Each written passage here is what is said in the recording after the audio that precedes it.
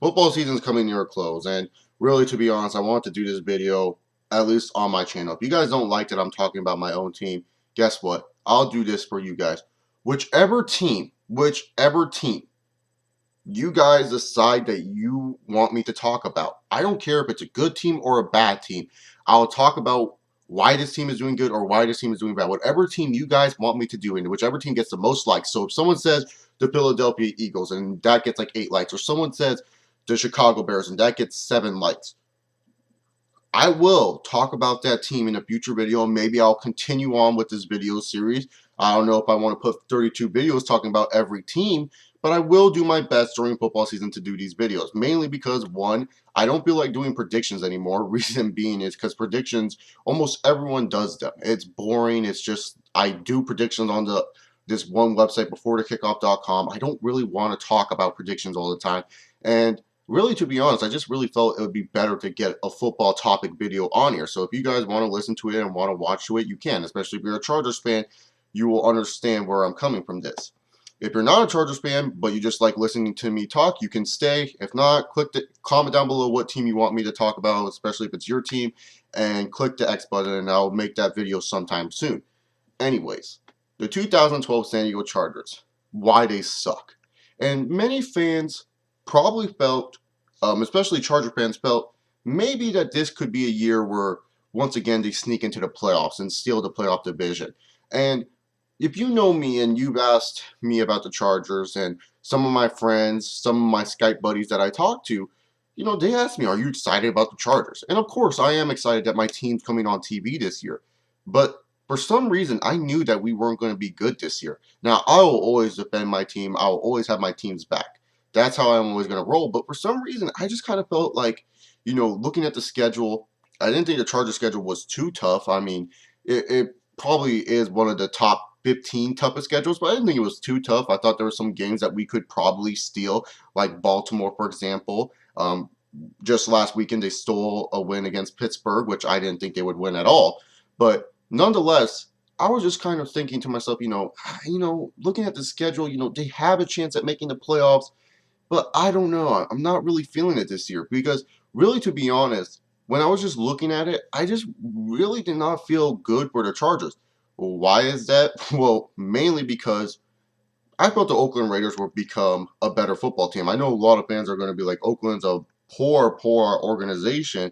But when you look at the talent and who they have on their roster, you would think, they would have some success as a football team, especially with Dennis Allen as a head coach, who is a tremendous defensive coordinator. And then I looked at the Kansas City Chiefs, and I wasn't really too big on the Chiefs because I don't trust Romeo Crennel as a head coach. But I knew they had the talent, and I did think Matt Castle was a pretty good quarterback, and I thought that would help enough.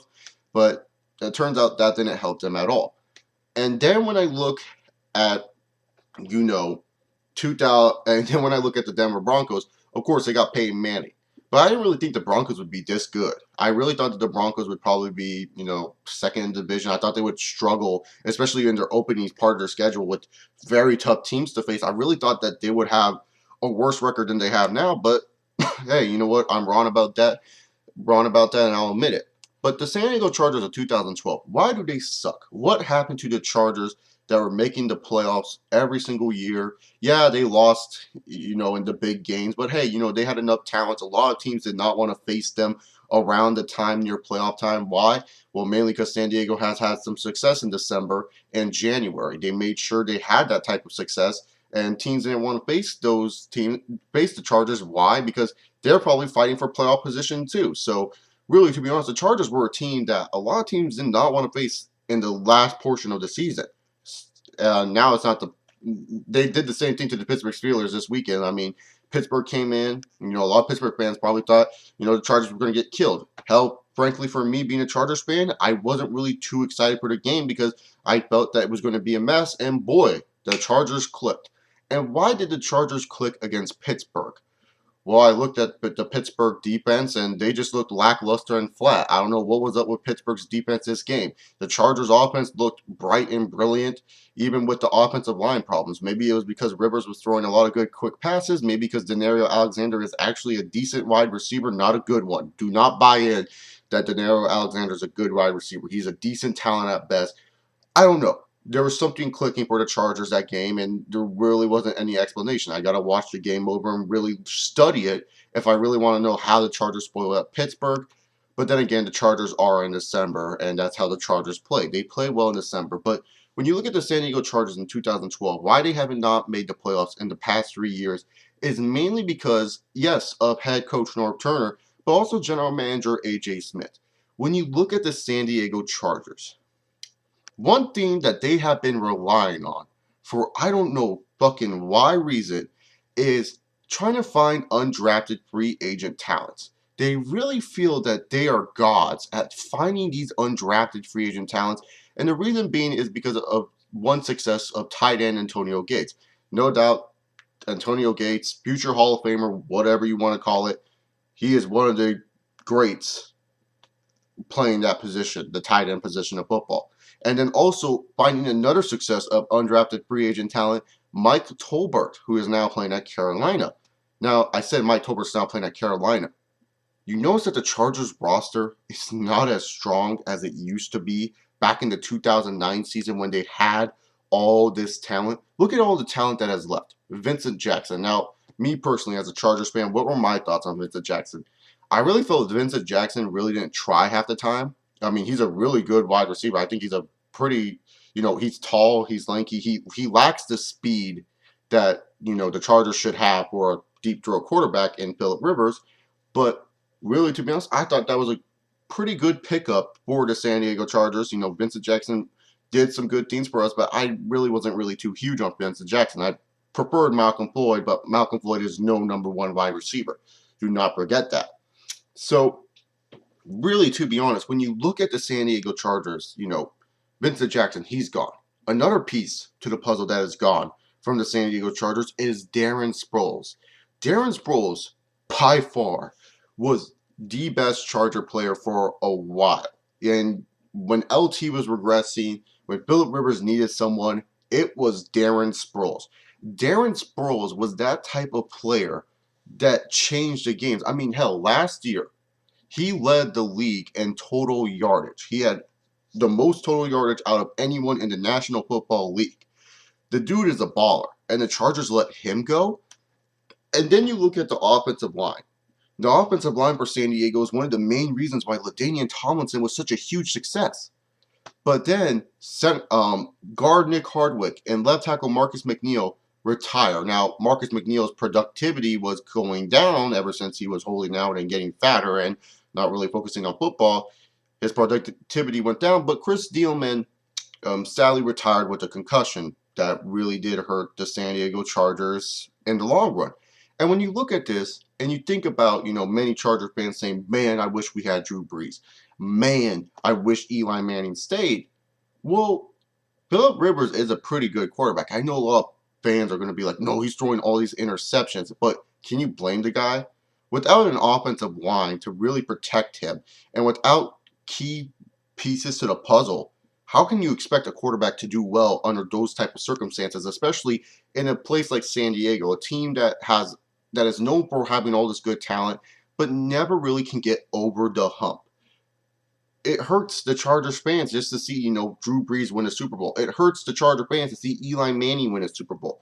And yes, we let them go, but we didn't prepare. Well, we traded Eli for Rivers, but the thing is, we didn't give Rivers enough pieces to make him successful. Why in the hell have the Chargers not think about picking up pieces for Phillip Rivers, picking up offensive linemen for Phillip Rivers? They haven't really thought of that far ahead. They haven't really thought, maybe we should make Rivers get better. And you notice the success when Rivers has had really good talent around him. When he's had, Darren Sproles, Vincent Jackson, and healthy Antonio Gates. Mike Tolbert at one point was a good weapon, and Ryan Matthews is becoming a really good weapon for the San Diego Chargers. But you notice about the wide receivers, none of the wide receivers for the Chargers are fast players.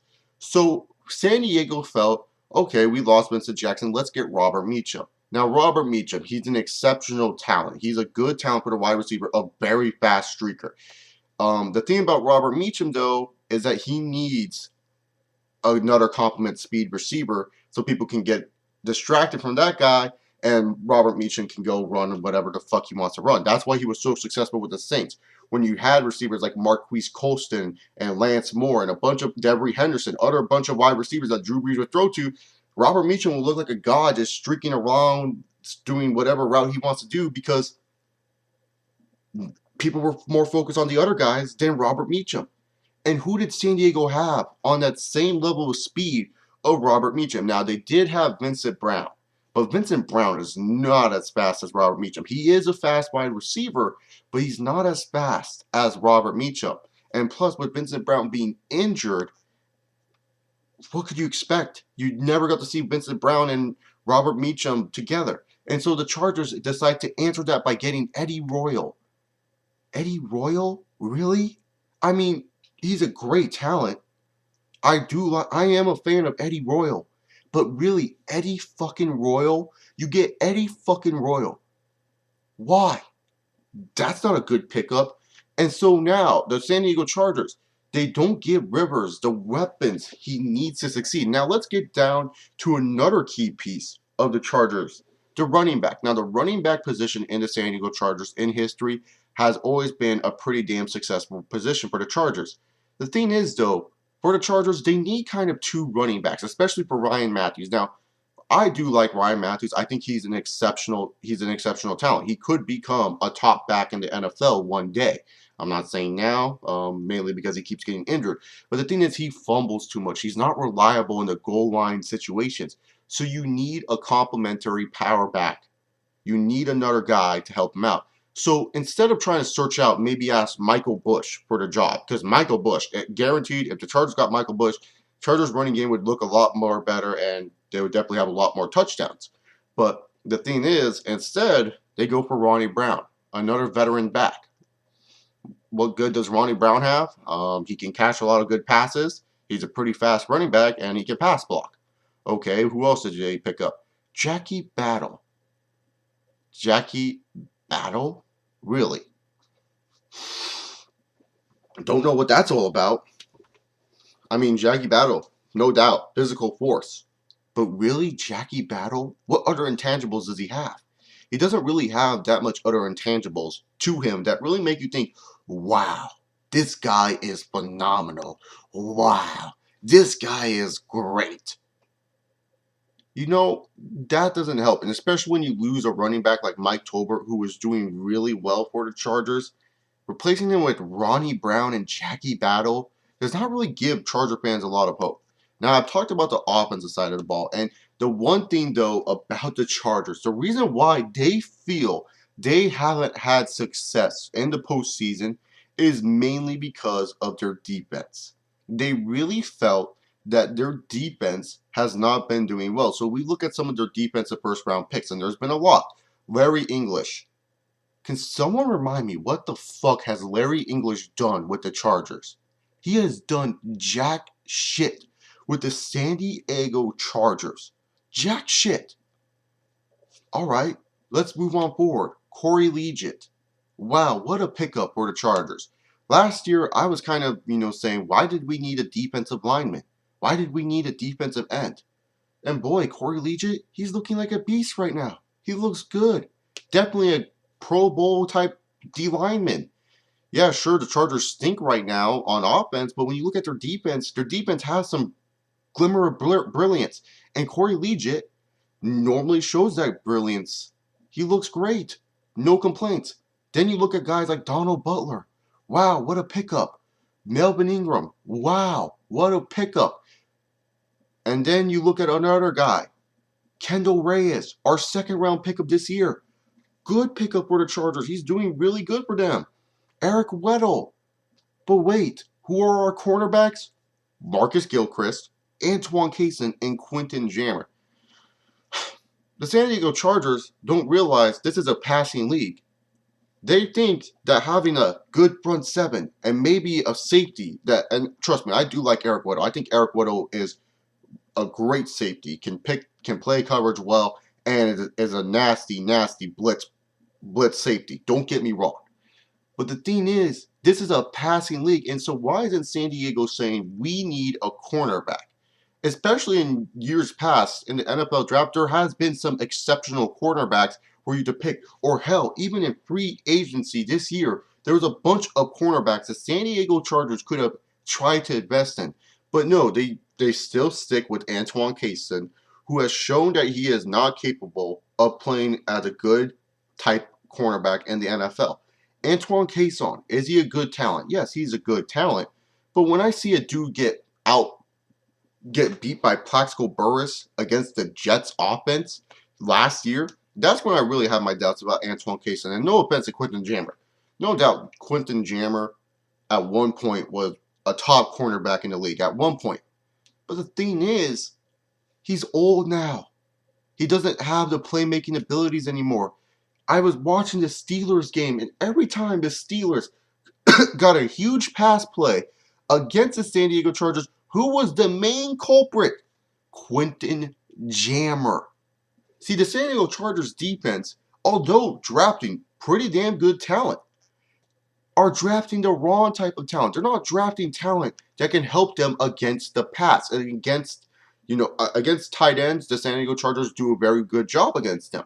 But against the pass in general, against these new type of wide receivers we're getting, and the way defenses spread the defense, the way offenses, spread the defense around, the Chargers don't have that to protect the pass. And that's why the Chargers secondary is terrible. The Chargers secondary will not succeed if the Chargers don't step up. Now, they do have one little glimmer in Marcus Gilchrist, who I did not really talk about. He is a solid cornerback. He could become something good. I really do like the kid. But really, to be honest here, they need to try to go for a cornerback. Now, if I was planning this Chargers draft this year, how would I draft the Chargers this year? And I thought to myself, what I would do first is with my first round pick, I would try to draft one of the best offensive tackles available. You need a left tackle or right tackle for Philip Rivers. Enough is enough. There's fucking Dombrowski and whoever and what's his name, Green. They're not going to be anything. Jared Gaither, he's fine once he gets healthy, but draft a tackle for Rivers or draft a guard for Ryan Matthews because we know how much he's so effective inside the run. Because he is when you get a nice guard in front of him. They need to draft an offensive lineman for the first round. That is what I am saying for the San Diego Chargers. Offensive lineman first. Then with your second round pick, what would you try to get? I say if you want to keep Robert Meacham and show that he's worth the contract that we paid him, find another speedy wide receiver. Yes, find a speedy wide receiver. There's not a bunch in this draft class, but definitely find a speedy wide receiver that you could probably pick up and use to your advantage. I'm pretty sure once combines come out, all I am saying about the speedy wide receivers will be irrelevant, but definitely go after him. Then what would you do? Third round, pick up another cornerback if you want to. I know I said cornerbacks are our main need, but the thing is, there's a lot of cornerbacks coming off of free agency every single year. Try to pick up a cornerback from free agency rather through the draft because it's easier to teach an old veteran corner what to do than a young, brash third round corner. And especially since Tyrann Mathieu, the trouble case that he is entering the draft this year. If he's around in the third round, draft him. I know that sounds crazy to say, but draft the kid. He's a pretty damn good, talented kid. He might still be there in the third round. We don't know. We could be surprised, and some team will pick him up in the first round. And then when you look at it, you got to go fourth, fifth, and sixth, seventh rounds. What do you do with those picks? Try to find talent that will support other talents on the team. Now, what I mean by that is this. Ryan Matthews, we know he's having struggles in the goal line. Try to find some power back in there. Try to find a talent that can support Ryan Matthews. While you're at it, try to find another edge rusher to help support Sean Phillips on the defense. Yes, Melvin Ingram is doing an exceptional job, but try to find someone else so that way you can substitute Melvin Ingram or substitute Sean Phillips, and so that way he can get the type of pressure, and they will more likely double on his side, and that will lead Ingram and Sean Phillips for better success. Try to find a middle linebacker that can support Donald Butler. Try to find a free safety and a strong safety, or a mix between the two, a player that can help support Atari Bigby and Eric Weddle. You got to have some support for some of your players. Your defensive players are not going to play every snaps. We see in the NFL there is rotations, and with these rotations, you need more support. Maybe draft another defensive lineman. All I'm asking for as a Chargers fan is that you have, as a Chargers fan, I want to see this team succeed again. I'm pretty sure many of you Charger fans want to see this team succeed as well. But pretty much, this team needs to succeed, and they need to do it by drafting good talent to help Philip Rivers out, by trying to pick up on free agency, a good assortment of cornerbacks, or maybe even a wide receiver that actually is pretty damn good. By doing so, the Chargers could actually see playoff success next year. They could actually make the playoff next year. Now, I don't know if they will win a lot of games, but it could help and maybe misride some mistakes that they made this year.